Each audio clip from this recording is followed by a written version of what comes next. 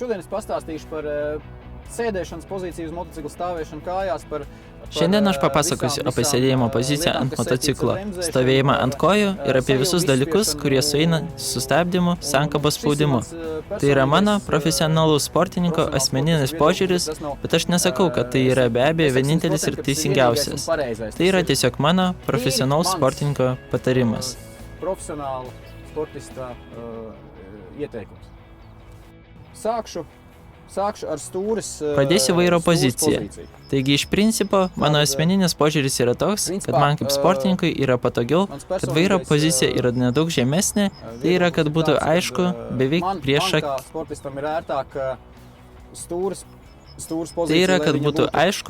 prieš šakes. Taigi, tai nebūtų per daug į priekį ir nebūtų per daug žemyn.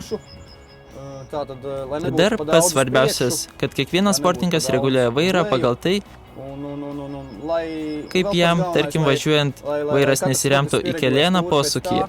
Tai yra gana svarbu. Taigi dar apie vairą. Yra sportininkai, kurie yra aukštesni ir yra sportininkai, kurie yra žemesni. Tai yra vairai. Ir sportisti, kuri garāki, sportisti, kuri ir īsāki, tātad mēs varam stūris, ir augstāks, ir zemāks stūris. Kurie yra aukštesni ir yra žemesni vairai. Vairas turi taip vadinamosius kampus, vairas gali būti arčiau vairuotojo, gali būti toliau. Iš principo, kiekvienas sportininkas individualiai pasirenka savo vairo aukštumą, vairo plotį. Bet kaip aš jau sakiau, pats svarbiausias yra turėti patogią poziciją būtent per alkūnes, kad vairas nebūtų per arti arba per toli. Taigi, važiuojant, yra svarbu, kad šie vairo galai posūkyje, kada tu važiuoji į jį, nekliūtų tau į kelėnus. Izstāstīšu par saucamiem stūres rokturiem, kas Papasakosiu apie vadinamasias vairo rankenas, kurios liaudis į slengą vadina ričiagais. Gerai, tegu būna rankenos. Taigi rankenos. Mes jas galime pasirinkti minkštesnės, kietesnės. Su kietesniais galiukais, minkštesniais galiukais. Bet iš principo tai tiesiog priklauso nuo sportininko, kaip jis jaučiasi. Ar jis nori minkštesnių arba kietesnių rankenų. Tai yra visiškai individualu. Aš asmeniškai šias rankenas visuomet turiu soft, tai reiškia minkščiausios. Tuo mano važiavimas yra patogus.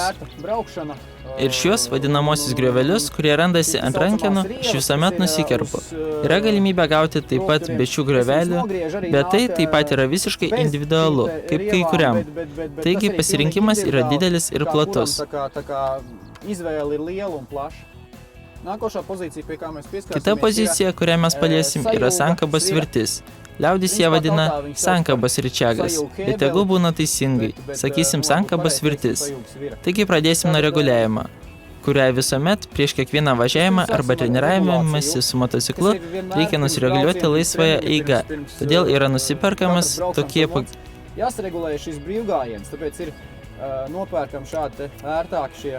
Todėl yra nusiperkami tokie patogesni reguliuojami įtaisai, kad būtų patogiau nusireguliuoti.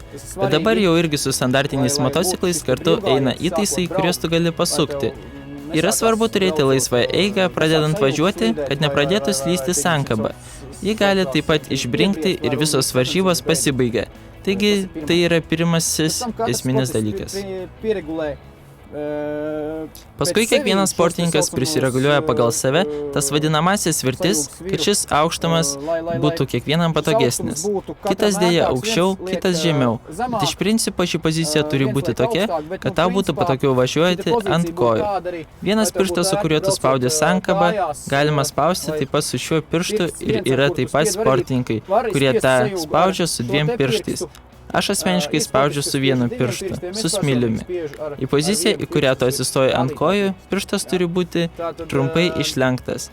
Tada tau jį bus patogiau kontroliuoti ir spausti. Jeigu jis bus per žemai, tada tau, važiuojant atbalom su motociklu, nebus tiek patogu sankabą pasiekti. Bet aš jau sakiau, tai yra visiškai individualu kaip kuriam sportininkui.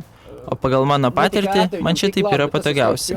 Taip pat didelė sportininkų dalis važiuoja taip, kad sankabos svirtis yra pasididėjusios šitokiu būdu. Taip pat didelė sportininkų dalis važiuoja taip, kad sankabos svirtis yra pasidėjusios šitokiu būdu. Vēl svarīgi, lai būtu šis te sajūta. Dar svarbu, kada tu spaudi sankabos svirtį, tu galėtum tuo pačiu metu sustabdyti ir motociklas neužgestų. Todėl aš iš pat pradžių papasakojau apie šį reguliavimą.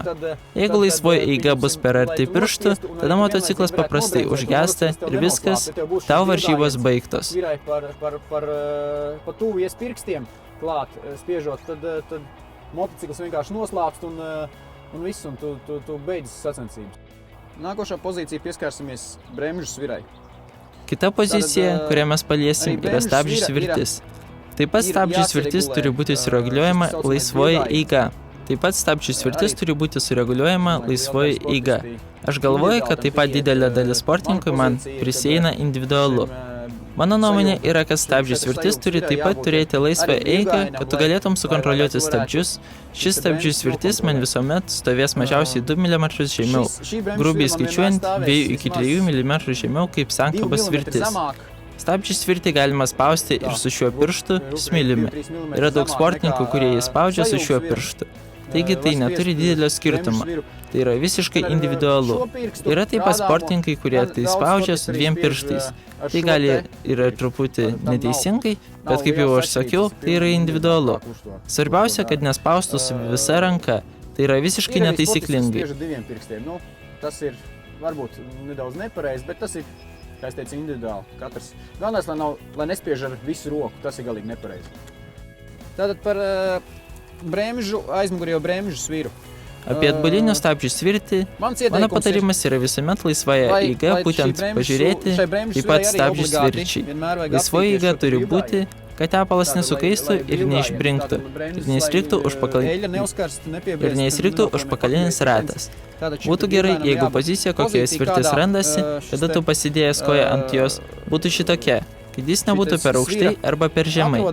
Taigi beveik į vieną lygį supakoja, ant kurios tu laikai kojas. Taigi į vieną lygį, kad tau būtų patogu prisispausti ir tada, kada tu stovi ant kojas, ir tada, kada tu eini atgal ant motociklo ir atsisėdi. Vienā gandrīz līmenī ar šo te kāpsli, kur tu turi kājas, ja?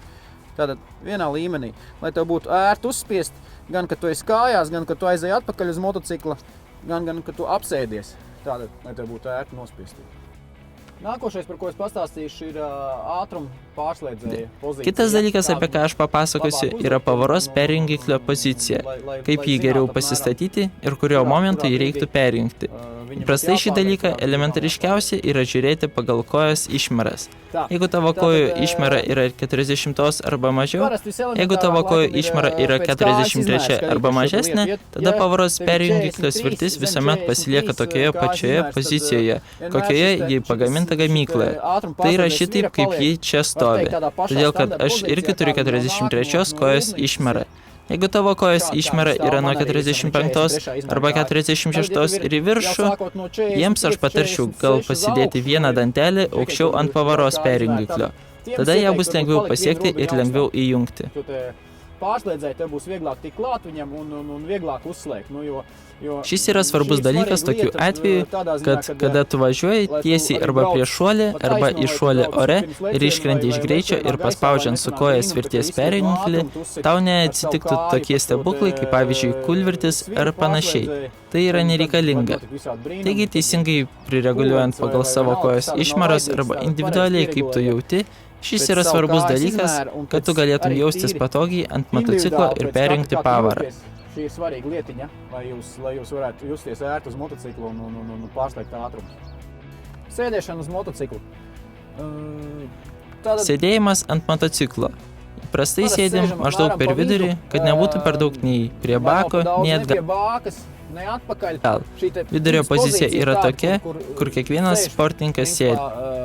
Katrs sportists, tas ir arī Motokrose yra daug vietų, kur reikia greitai pasislinkti prie bako ir atsiraukti atgal.